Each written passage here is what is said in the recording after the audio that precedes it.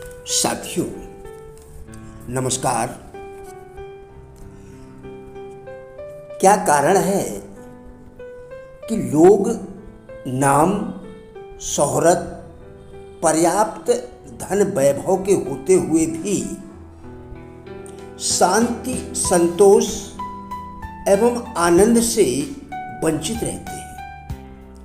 मैं राजेंद्र भाटिया आज इसी विषय पर आपके साथ वार्ता करूंगा। जीवन में सफलता के साथ साथ सुख शांति की चाहत हर व्यक्ति रखता है, लेकिन इसकी प्रक्रिया की सही जानकारी न होने के कारण प्रायः लोग गलत मार्ग अपनाते हैं और अज्ञानतावश ऐसे कदम उठा लेते हैं जो सफलता, नाम, शोहरत और धन वैभव तो दिला देते हैं, लेकिन ये लोग शांति, संतोष और आनंद से वंचित रह जाते हैं जिसकी वे आस लगाए होते हैं।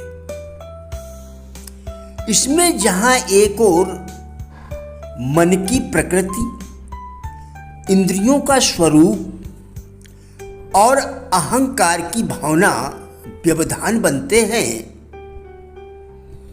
वहीं दूसरी ओर लोक चलन यानी समाज में व्याप्त चाल चलन, परिवेश यानी माहौल का प्रभाव एवं युग प्रवाह अपना प्रभाव दिखाते हैं।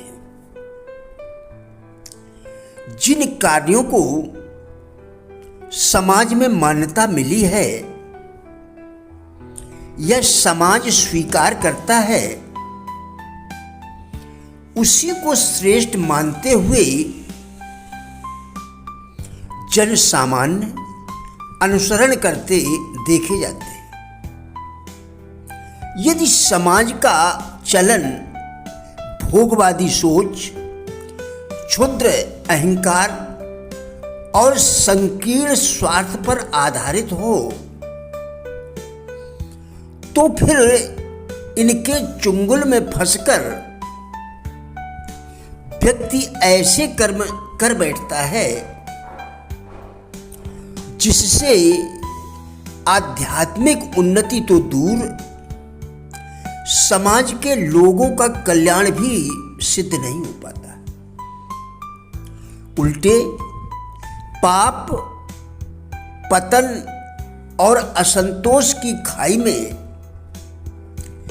व्यक्ति स्वयं को ढकेल देता है। वर्तमान युग प्रवाह ऐसी ही सोच, जीवन शैली एवं ढर्रे पर चल रहा है, जिससे बहुमूल्य मानव जीवन के साथ खिलवाड़ हो रहा है। इस ढर्रे पर चलते हुए व्यक्ति समाज के मानदंडों के अनुरूप एक प्रतिष्ठित स्थान पा सकता है, धन वैभव का स्वामी हो सकता है, सफलता के तमगे सीने पर टांग सकता है, लेकिन एकांतिक पलों में स्वयं को गहरी अशांति एवं असंतोष से आक्रांत पाता है। सामाजिक चलन के पार हमें औचित्य यानी उचित अनुचित का भी ध्यान रखना पड़ता है। इसके लिए व्यक्ति को अंतरात्मा की आवाज को सुनते हुए अपने विवेक का अनुसरण करना पड़ता है। धारा के विपरीत चल रही मछली की भांति चलना पड़ता है और संकुचित प्रवाह के विरुद्ध चलने का दुस्साहस करना पड़ता है। जिस प्रकार से और जिस भाव से हम किसी काम को करते हैं, उससे ही हमारे चरित्र का चित्रण होता रहता है। इसके द्वारा ही हम अपने जीवन को प्रकाशमय एवं अंधकारमय बनाते रहते हैं। आइए जानते हैं हम हानिकारक वृत्तियों और दुष्ट विचारों को मन से किस प्रकार हटा सकते हैं। पदार्थ की 3 अवस्थाएं होती हैं: ठोस, तरल और गैस। हमारा मन गैस और विद्युत से भी सूक्ष्म होता है। ऐसा लगता है कि सूक्ष्म पदार्थों के कोई नियम नहीं होते, लेकिन ऐसा समझना गलत है। सूक्ष्म पदार्थों के भी नियम होते हैं। कुछ स्थूल नियमों को समझने से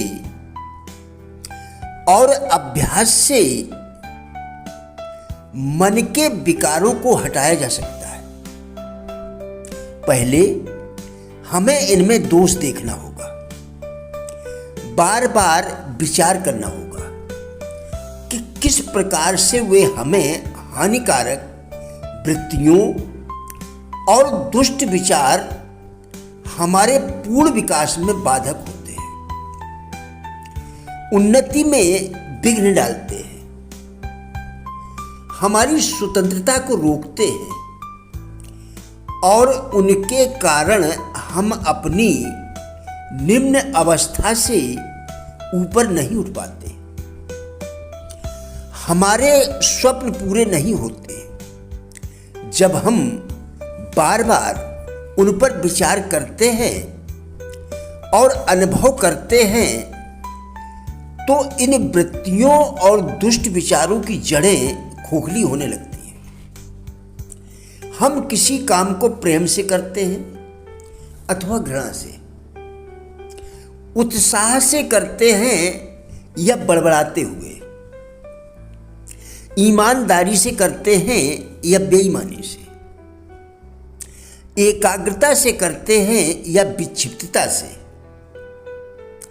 क्या आप छोटी असफलताओं से निराश होकर धैर्य खो बैठते हैं या उससे सबक लेकर आगे बढ़ते हैं?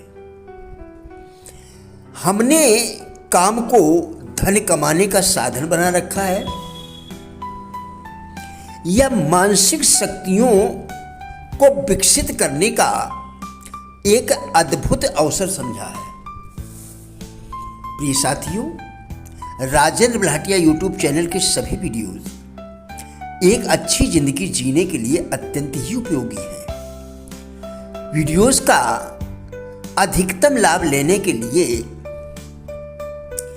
लगातार 21 दिन तक अवश्य देखें, तभी आपको विश्वास होगा कि वीडियो आपके लिए उपयोगी है अथवा नहीं। माहौल का प्रभाव हम सभी पर पड़ता है। वीडियो यदि अच्छा लगे तो कृपया लाइक, शेयर एवं सब्सक्राइब करके हमारे फेसबुक पेज गुड लाइफ को भी फॉलो करें, जिसका लिंक वीडियो के डिस्क्रिप्शन में दिया गया है। कृपया हमारा भी उत्साह बढ़ाएं। धन्यवाद।